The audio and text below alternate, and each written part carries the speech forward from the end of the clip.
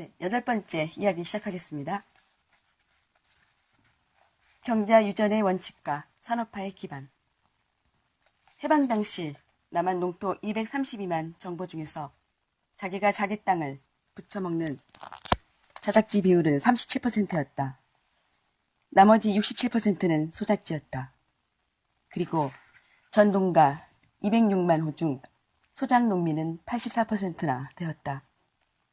지극히 전근대적인 경제 구조였다. 1949년 6월 유상몰수와 유상분배의 원칙에 따라 농지를 재분배하는 농지개혁법이 국회를 통과했다.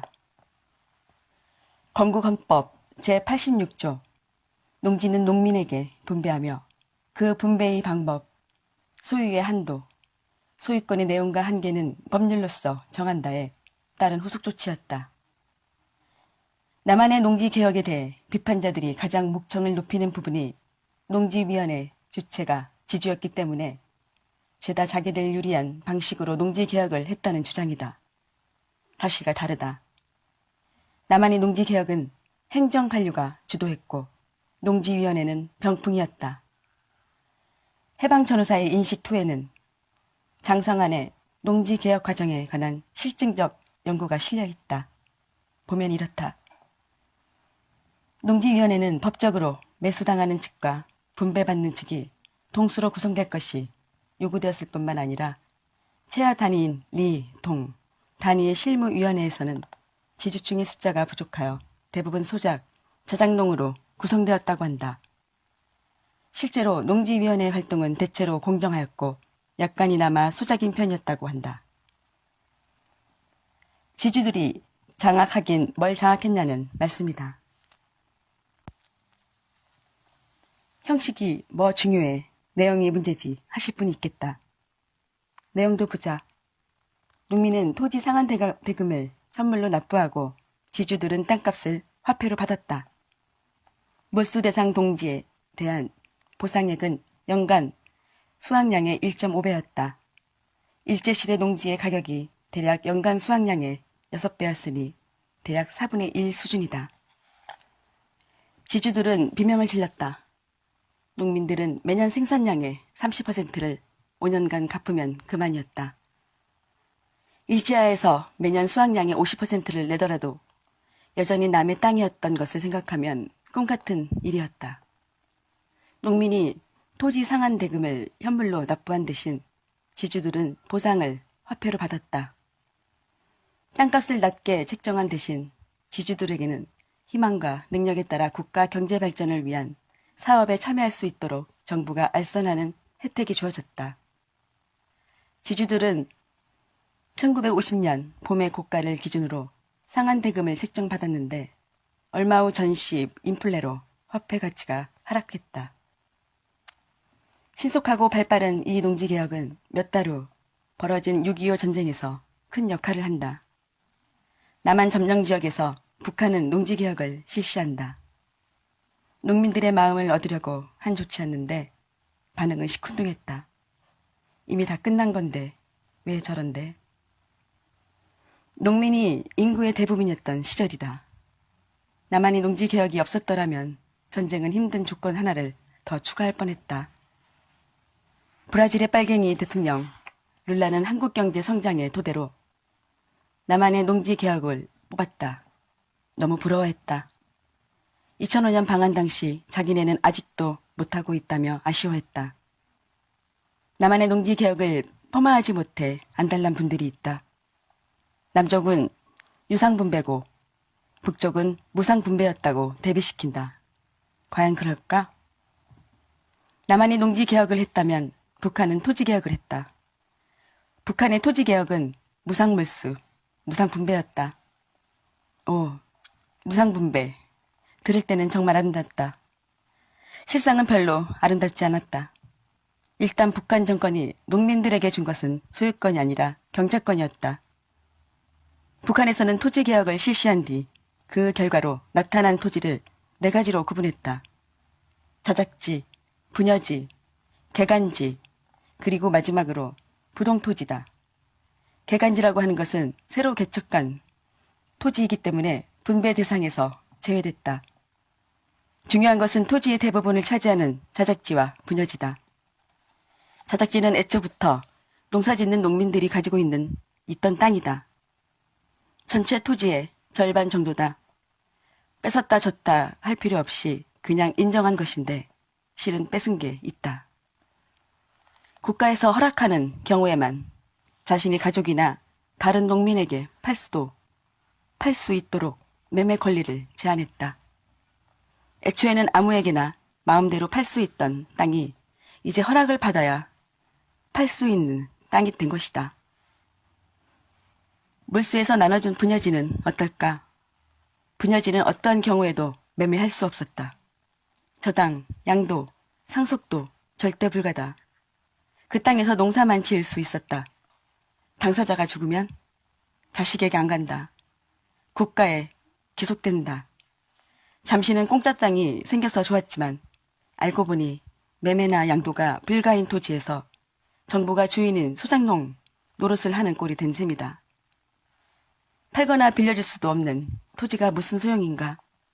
그런 식이라면 조선시대의 농민들도 모두 소유권을 가지고 있었다 해야 할 것이다. 해서 북한이 대대적으로 선전하고 일부 남쪽 분들이 칭찬하는 북한의 토지개혁은 절반만 사실이었다. 무상몰수 그리고 조건분배 그 진실도 잔인한 진실이다. 하루아침에 무상몰수당한 지주들은 피눈물을 뿌리며 남으로 내려왔다. 1949년의 농지개혁을 1차 농지개혁으로 부른다면 1987년 9차 헌법 개정안에 들어간 경자유전 조항은 2차 농지개혁이라고 불러도 손색이 없다. 제121조를 보자.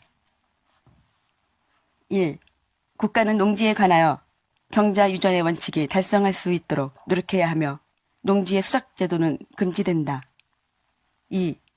농업 생산성의 제고와 농지의 합리적인 이용을 위하거나 불가피한 사정으로 발생하는 농지의 임대차와 위탁 경영은 법률이 정하는 바에 의하여 인정된다. 8자 헌법에는 제122조에 농지 수작제도는 법률이 정하는 바에 의하여 금지된다. 라는 조항만 달랑 적혀 있었다. 물론 산업화에 따른 도시 진출로 농촌에 과잉인구가 없으니 수작제도는 유명무실해진 것이 사실이다. 수작제는커녕 소농민들까지 농업을 포기하는 상황이다. 그러니 유효지가 늘어나고 어쩔 수 없이 위탁, 임대차를 통해 땅을 활용하기 시작했고 헌법은 현실을 반영한 것이다. 중요한 건 일항이다. 위탁이나 임대차라 할지라도 농업에 한정했다. 그것이 경자유전의 원칙이다. 경자유전이 왜 그렇게 중요할까? 농사 짓는 사람이 땅을 소유해야 한다는 건 너무나 당연한 사실이 왜 헌법에까지 침투해 있을까? 이 121조가 없으면 지방의 농지들이 소수 지배층의 소유로 넘어가기 십상이다. 시세 차익을 노린 땅 투기를 위한 목적으로 토지 매매가 변질되기 십상이다. 그럼 어떻게 되는가? 전형적인 남미형 경제구조가 된다.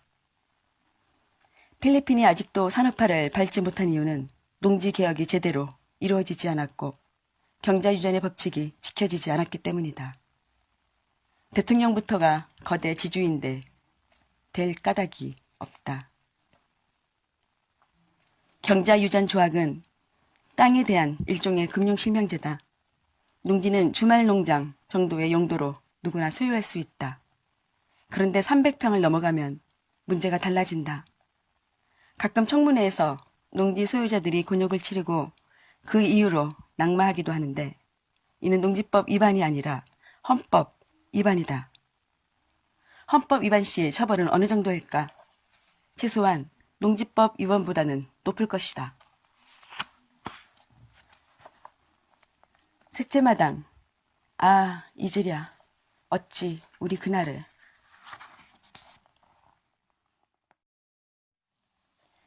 남쪽을 해방시키려고요.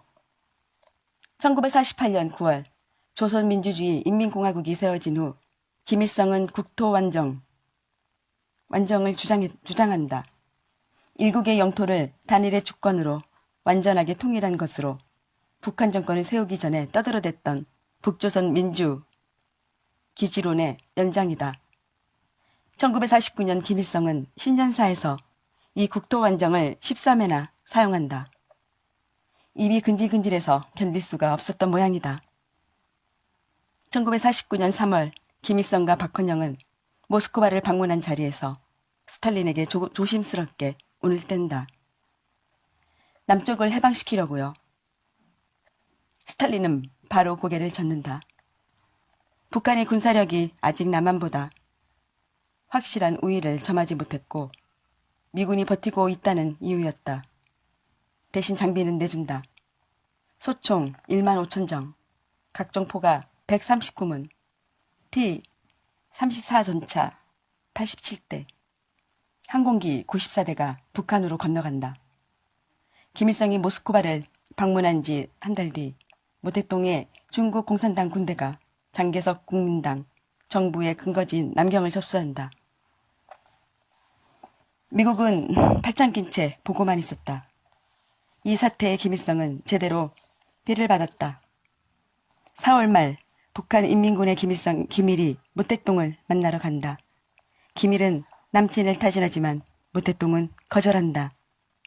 스탈린과 비슷한 이유였고 자기네도 내전이 아직 끝나지 않은 상태라서 협조가 곤란하다는 얘기였다. 대신 중공군의 조선인 사단 중 2개 사단을 북한군에 편입시켜 주겠다고 약속한다. 1949년 6월 말 미국군은 500명 정도의 군사 고문단만 남기고 남한에서 철수한다. 김일성은 몸이 단다. 8월에 북한 주재 소련 대사를 통해 스탈린에게 남침 의사를 재타진했지만 역시 군사력 우위 불확실을 이유로 퇴짜 맞는다. 9월 소련은 원자폭탄 개발에 성공한다. 10월 1일에는 모택동이 내전에서 최종 승리하고 중화인민공화국 건국을 선포한다. 김일성은 약간 오르가즘 직전이다. 1950년 김일성은 다시 스탈린을 찾아간다. 스탈린은 약간 다른 표현을 한다. 일단 불가이며 도울 준비는 되어 있으나 남침은 심각하고 중요한 문제이니 준비를 더하라고 한다. 김일성은 준비 증강에 미친 듯이 매달린다. 1950년 4월 김일성과 박헌영은 다시 스탈린을 찾아간다. 그제야 스탈린은 남침을 허락하고 중국에 가서 모택동의 동의를 받아오라고 말한다. 5월 김일성과 박헌영은 북경으로 건너간다. 김일성의 말을 들은 모택동은 스탈린에게 확인 전화를 때린다. 스탈린은 허락해 준 거 맞냐며 중국과 조선이 공동으로 결정하라 권한다. 모택동은 대만 공격을 구상 중이었지만 국제사회주의권이 맹주인 소련의 말을 허투루 들을 수는 없었다. 그리하여 최종적으로 남침이 결정된다. 중국은 전쟁에서 빠른 시간 내에 승리를 거둔 후 1950년 8월 15일에 서울에서 성대한 광복절 행사를 치르겠다는 계획을 세운다. 이들은 50일이면 전쟁이 끝날 것으로 판단하여 역순하여 6월 25일을 전쟁 개시일로 잡았다.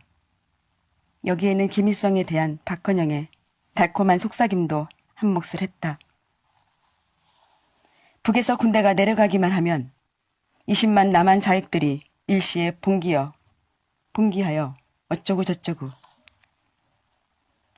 1950년 6월 25일 북한군 19만 8,380명이 일시에 밀고 내려온다. 암호명, 폭풍, 새벽 4시에 벌어진 기습작전이었다. 그때부터 3년 1개월간 한반도는 피비린에 잠기게 된다. 침략 당시 남한 군부의 상황은 어땠나 보자. 1950년 6월 초 8개 사단장을 비롯한 육군 수뇌부의 대대적인 인사조치가 취해졌다. 교체된 신임 지휘관이 해당 부대의 상황을 파악하고 통솔하기 위해서는 시간이 필요하다. 그 시간이 주어지지 않았다. 북한군의 동태가 심상치 않다는 보고가 계속해서 올라오고 6월 11일부터는 강도 높은 경계 조치가 취해졌다. 그런데 난데없이 6월 23일, 24일을 기해 경계 강화 조치를 해제하고 전 잔병들과 외출, 외박, 휴가를 허용했다. 그 결과 6월 24일 전 장병의 3분의 1이 부대를 벗어났다. 상식적으로 있을 수 없는 일이다. 6월 24일 저녁 육군회관 준공을 기념하는 연회가 벌어졌다. 최병덕 참모총장은 참모총장을 비롯하여 군 수뇌부가 새벽까지 술을 마셨다. 상식 파타의 결정이다. 최병덕은 총관 관사에 나처강이란 중위 부관을 두고 있었다. 나처강은 6월 25일 새벽 춘천 제6사단 실현대장 임부택 중경에 숨 넘어가는 북한군 전면 남침보고를 곤히 주무신다는 이유로 바꿔주지 않았다. 나중에는 6.25 전쟁 이후 실종된 것으로 되어 있다. 그러나 나중에 밝혀진 바에 의하면 국군 장교 명단에 나처강이라는 이름은 없었다. 전쟁 직전 남북한의 군사력을 보자. 한국군의 병력을 일단 보겠습니다. 병력 10만 5,752명, 탱크 0대, 야포 91문, 함정 71척, 비행기 22대, 전투경험, 전투참여 경험 전무, 몸맹 다수, 신병 다수, 북한군 병력 19만 8,380명, 탱크 242대, 야포 728문, 함정 110척, 비행기 211대, 전투경험, 중국 활로군 출신 한인민, 일부 국공 내전 및 참전 경험. 병력 불균형을 보여주는 결정의 대비다. 부연 설명이 좀 필요하다. 한국이 보유하고 있던 22대의 비행기는 모두 연락용 및 훈련용 연습기였다. 한국에는 전투기가 한 대도 없었다. 북한이 보유하고 있던 항공기는 211대였는데 이 중 170대가 전투기였다. 기습에 막강한 화력에 남한이 순식간에 그리고 처참하게 뚫린 것은 너무나 당연한 일이다. 6월 28일 아침 서울중앙청에는 인공기가 휘날린다.